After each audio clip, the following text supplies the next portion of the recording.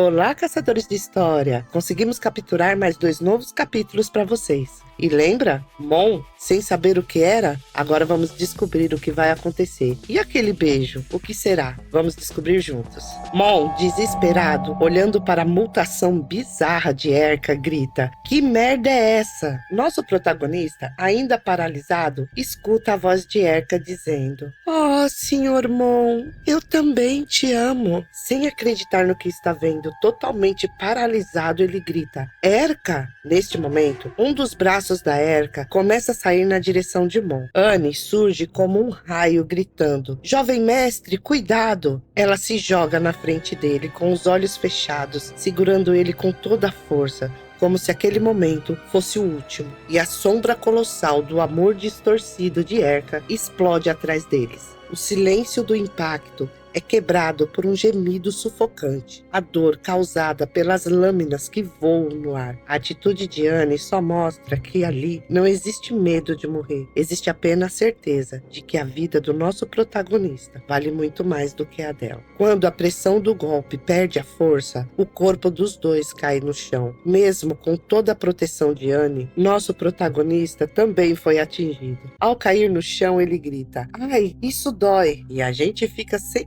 fôlego, pessoal. Será que o sacrifício de Anne é o motivo daquele beijo cinematográfico? E o nosso protagonista, preocupado com as feridinhas que ele causou, nem percebe que Anne está muito mais ferida do que ele. E ela diz: "Jovem mestre", tentando se mexer, preocupada com ele. O choque toma conta de Mon quando ele consegue perceber o quanto Anne está machucada. Com a voz trêmula, quase em desespero, ele diz: "Sua perna." E ela se segura com força no nosso protagonista, o coração disparado, lutando contra a sensação de impotência. Cada passo dela, a dor se torna eminente, mas mesmo assim, ela insiste em continuar. Com um olhar cansado, mas cheio de determinação, ela diz: "Eu estou bem. Eu vou detê-la, jovem mestre. Fuja agora." Ela se solta dos braços do nosso protagonista e tenta caminhar sozinha, mesmo estando ferida. E ele, admirado, olha e diz: "Anne." Mesmo diante de tanta dor, ela olha para trás com um leve sorriso e diz: "Fique tranquilo. Quando eu acabar com ela, eu irei atrás de você e vou trazê-lo de volta." Um barulho de árvore quebrando chama a atenção dos dois.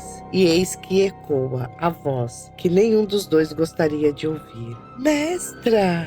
Senhor Mon!" E eis que surge Erka com seu corpo descomunal demoníaco, destruindo tudo à sua volta e distribuindo amor para todos que desejarem. Ela se aproxima cada vez mais e diz: "Que hora perfeita!" Palavras de Erka ecoam com doçura, com um brilho vermelho saindo de sua boca, quebrando a escuridão à sua volta. O pedaço de cada vítima parece obedecer a cada comando dela, mas ao mesmo tempo clamam por socorro. Do meio da luz vermelha que parecia sair da sua boca, mais um golpe é lançado, e ela diz: "Venham e recebam o meu amor." Anne, mesmo ferida, se coloca à frente dela, pronta para atacar. Mal sabe Anne que o nosso protagonista também está pronto. E ele pensa: passo sombrio a 200%, e sai em disparada. Anne não consegue nem saber o que foi que tirou ela de lá. E ele diz: "Potência máxima." E essa potência foi o suficiente para salvar Anne. Que o golpe que Erka lançou seria fatal. E o nosso protagonista continua correndo, carregando Anne em seu colo. Anne fica olhando para o nosso protagonista como se estivesse vendo um fantasma e pergunta: "Jovem mestre, por quê?" Mon continua correndo e mesmo assim consegue explicar toda a situação para Anne. "Você nem sabe mentir", ele diz.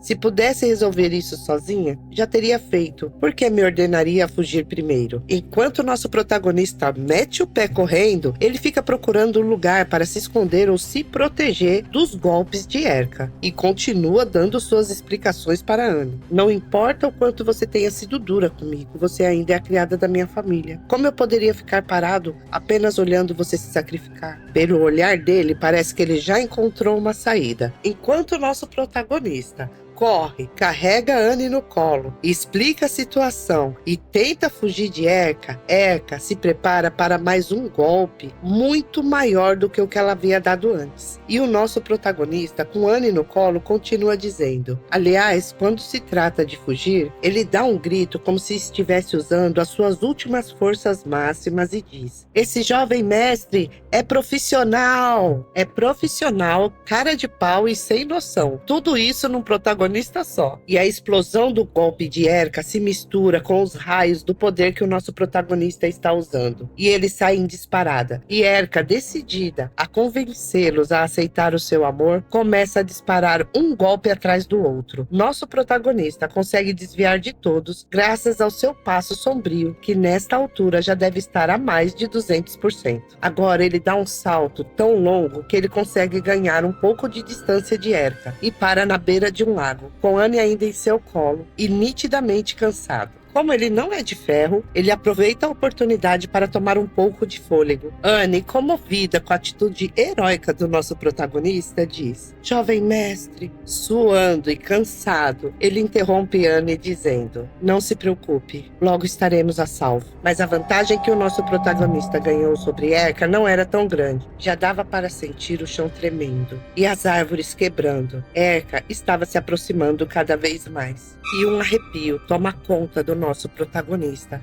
ao escutar a voz de Erika dizendo: mestra, senhor Mon, aceite o meu amor. Depois de fazer essa proposta quase que irresistível, Erika se transforma em várias mãos gigantescas para pegar o nosso protagonista e continua insistindo em suas declarações alucinantes. Eu te amo.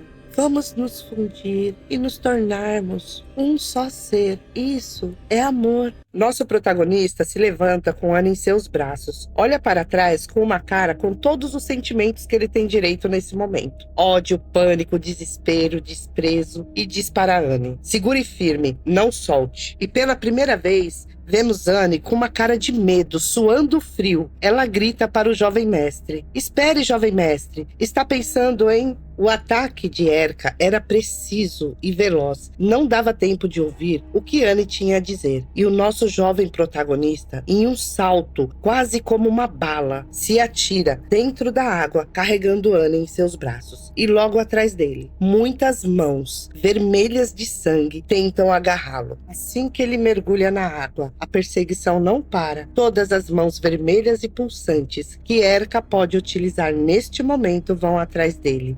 Enquanto nosso protagonista afunda na água, com Anne ainda em seus braços, ele pensa: tomara que eu não esteja errado. Se eu não me engano, a habilidade daquela coisa não vai conseguir se manter na água. Nosso protagonista deu um tiro no escuro e, para sorte dele, saiu tudo bem, porque as mãos começam a se dissolver na água e ele comemora em seus pensamentos: como eu pensei, só que um barulho chama a atenção dele. E adivinha, pessoal? Isso mesmo, Anne está se afogando. Acho que era isso que ela estava tentando dizer a ele antes que ele pulasse na água. Mas agora é tarde. E ele pensa: é sério? Anne não sabe nadar? Droga, que momento para errar, idiota. Bem, agora não tem jeito. E o que nós pensávamos ser um beijo cinematográfico, na verdade, é ele tentando salvar Anne. Enquanto o nosso protagonista tenta salvar a mulher que quer possuí-lo literalmente, lá fora, a deusa do amor demoníaco recua, porque ela vê que não consegue persegui-lo na água. Todo o líquido vermelho que estava esparramado começa a voltar para o corpo dela, dando a silhueta da forma que ela tinha antigamente. E ela diz: o que está acontecendo? O cheiro de sangue desapareceu e o meu amor é tão puro. Por que eles se recusam a aceitá-lo? Agora, a nossa deusa demoníaca do amor coloca a mão sobre o peito, como se a recusa lhe causasse uma dor profunda. Parece que ela busca dentro de si uma resposta para conseguir compreender por que uma pessoa é capaz de recusar o seu amor, que é tão puro e verdadeiro. Quando ela não encontra essa resposta, ela se revolta e solta um grito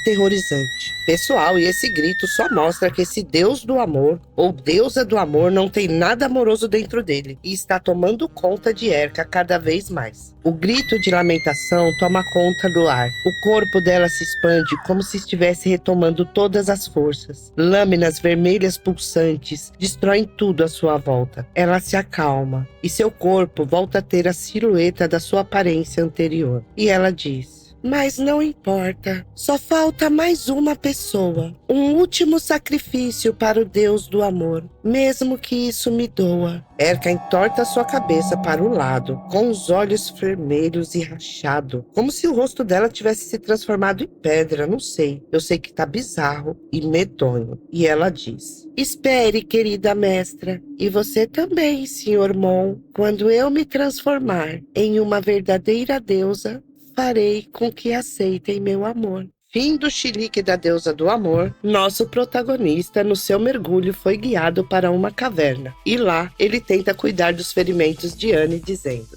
pode doer um pouco, então aguenta firme. Anne, entregue aos cuidados do nosso protagonista, responde: tá. Para conter a dor, ela coloca a mão na boca. Tremendo e suando frio, ela solta apenas um gemido. Quem diria que Anne ficaria tão vulnerável na mão do nosso protagonista? Ele termina de amarrar a faixa e diz para Anne: deve ficar bom por agora. O tendão vai precisar ser tratado por um médico quando voltarmos, mas pelo menos o sangramento parou.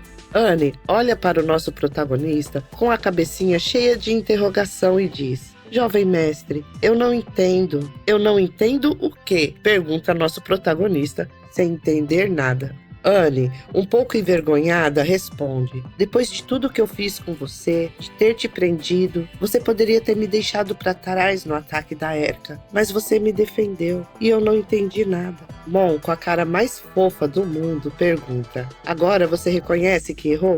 Anne, com uma cara de arrependimento, quase que chorando, responde: eu realmente errei. Quando fui pescar para você, tive algum contato com a Erka antes. Ela ter se tornado uma seguidora maligna é parte culpa minha, assim como tudo que fiz com você antes. Com a mão no rosto, como se estivesse envergonhada de tudo que fez, Anne continua: você não me culpa? Minhas ações quase te matou. Percebendo que Anne está prestes a chorar, ele se aproxima e com firmeza ele tira a mão dela do rosto, dizendo: o que você fez realmente foi horrível, sabe? O amor em si não está errado, mas apenas a forma de demonstrá-lo. Ele se aproxima mais e continua dizendo: agora que você reconhece que está errado, basta corrigir. Afinal, suas ações não tinham o objetivo de me machucar, apenas de me ter só para você. Se anima, olha só, estou vivo, não é? Ele pega a mão de Anne e coloca sobre seu rosto, dizendo: da próxima vez, não seja tão obsessiva, tudo bem? Da próxima vez, pessoal? Ele está dando carta branca para ela fazer de novo? Não entendi. As palavras do nosso protagonista tocam profundamente o coração de Anne, e ela fala: jovem mestre. Quando ela ia continuar, ela percebe que ele permanece de olhos fechados e ainda segurando a mão dela sobre o rosto dele. Mal sabe ela o que se passa na cabeça dele neste momento. Você foi incrível como sempre, Mon. Pelo jeito, Anne percebeu que estava errada e agora ela vai conseguir controlar o seu lado obsessivo. Enquanto o nosso prota viaja no seu papel de ator de novela mexicana, ele é surpreendido por Anne, totalmente descontrolada, dando um super beijo nele. Pego de surpresa, não dá tempo do nosso protagonista nem desviar do beijo. Ele simplesmente cai para trás dizendo: ei. Quando ela se dá por satisfeita, nosso protagonista tenta falar: Anne, você? Ela se joga em cima dele, sem dar a chance dele continuar falando, sem ter como fugir. Ele se entrega ao abraço de Anne, que está repleto de gratidão pelo perdão que ele concedeu. Perdão que enche o coração dela de bálsamo, curando feridas antigas, fazendo com que a admiração dela se torne ainda maior. E no meio desse abraço, repleto de significados para Anne, com um nó na garganta, ela começa a falar: puro e caloroso, sincero e gentil. Jovem mestre, você continua o mesmo de 10 anos atrás. Tentar marcar você com as cores da minha própria vida ao longo do tempo foi a coisa mais idiota que eu já fiz. Eu errei. Com um impulso inesperado, Anne se levanta dizendo: agora, pegando suas armas e soltando seu poder, ela diz: jovem mestre, minha energia foi totalmente recuperada. Agora estou no meu melhor estado. Mesmo que seja um deus, pelo jovem mestre, eu o derrotarei. Toda a sua disposição, toda a sua energia e elegância vai por água abaixo quando ela pisa no chão e sente a dor do tendão que está machucado. Ela solta um grito de dor e nosso protagonista, desesperado, grita cuidado e tenta amortecer a queda dela com o seu próprio corpo. Ele consegue ampará-la e abraça ela dizendo: cuidado, você acabou de perder muito sangue, ainda está fraca, não pode se esforçar. Anne, decepcionada por estar fraca e envergonhada, diz: ainda estou muito fraca. Se eu pudesse ser mais forte. Como nosso protagonista não está acostumado a ver Anne se lamentando tanto e tão frágil, ele já corta ela dizendo: tá.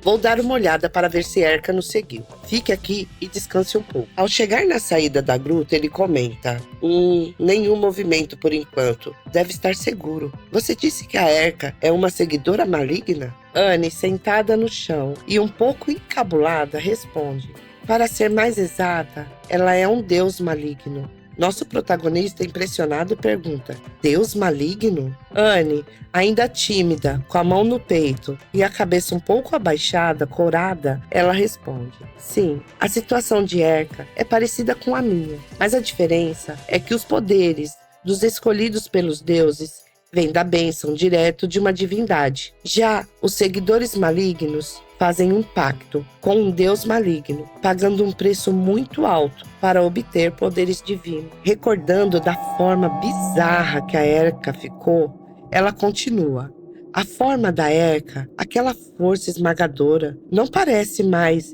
de um simples seguidor, e sim de um deus maligno. Ao enfrentá-la, pude perceber claramente que o poder da Erika continua crescendo. Enquanto Anne falava, nosso protagonista começou a pensar. Na história original, as maiores catástrofes, aquelas 3 calamidades que quase levaram a humanidade à extinção, tudo tinha a sombra de um deus maligno por trás. Até mesmo o demônio profetizado para destruir a humanidade era um deles. Com a mão no queixo, nosso protagonista continua pensando. A postura da Erika, seu poder que não para de crescer. Impressionado, nosso protagonista tem um último pensamento. Espera, quando ela perdeu o controle, parece que falou sobre mais um sacrifício, uma última pessoa. Não me diga que, neste momento, nosso protagonista tem uma intuição e corre para perto de Anne. Pega no seu braço e já tenta levantá-la. E ela pergunta: está pensando em alguma coisa, jovem mestre?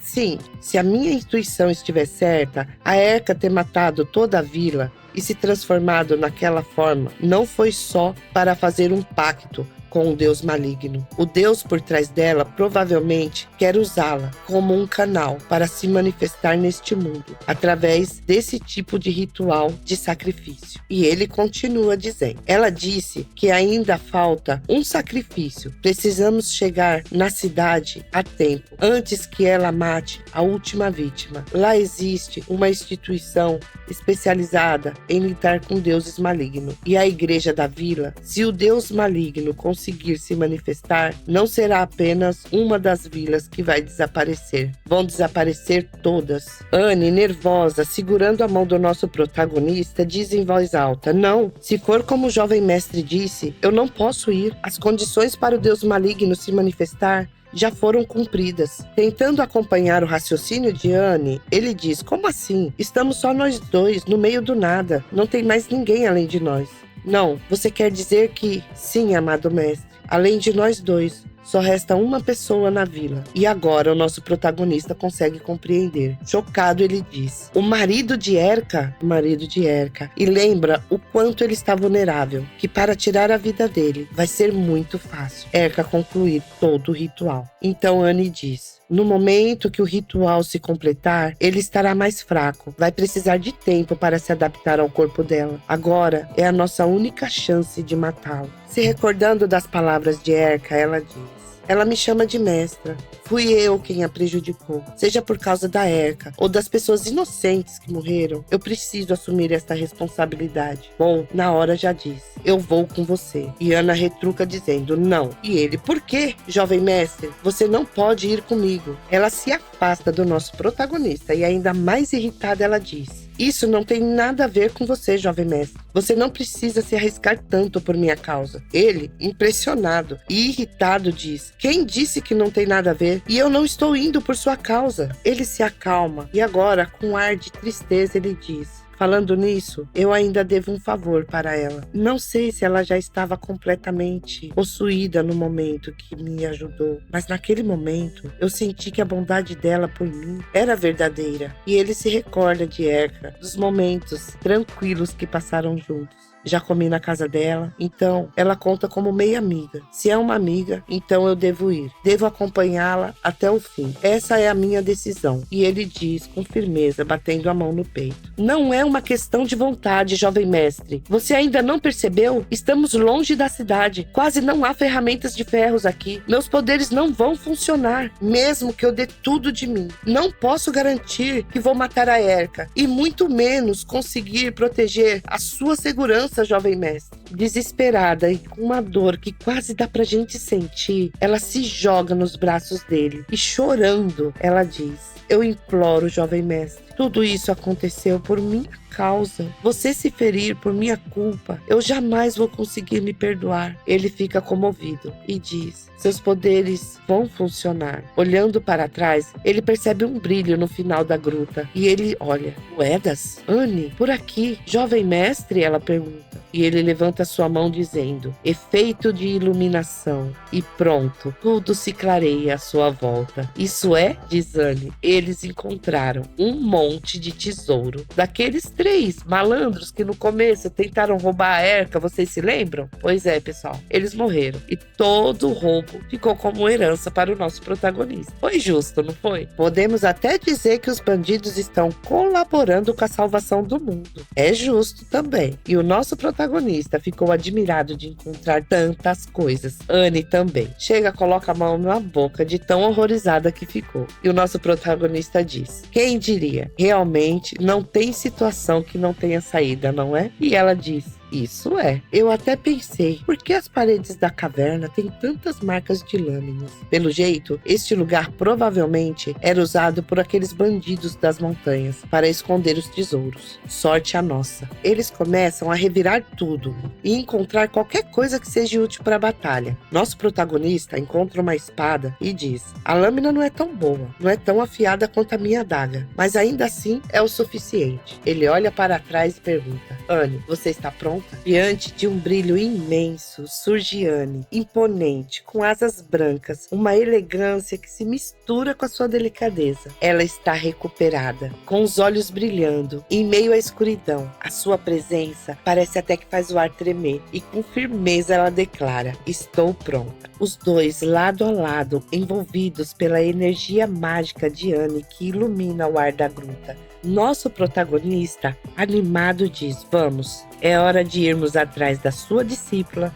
e da minha amiga. Senhorita Erika, vamos te salvar. E por hoje é só, caçadores de história. Me desculpem pela minha voz e pela demora, mas estive gripada e não tinha condições de gravar nada. E pro próximo capítulo temos a foto de quem? Da Dona Erika, totalmente envolvida pelo deus demoníaco do amor. Que a situação física dela fica cada vez mais bizarra. E ela diz: Senhor Mon, finalmente vai aceitar o meu amor?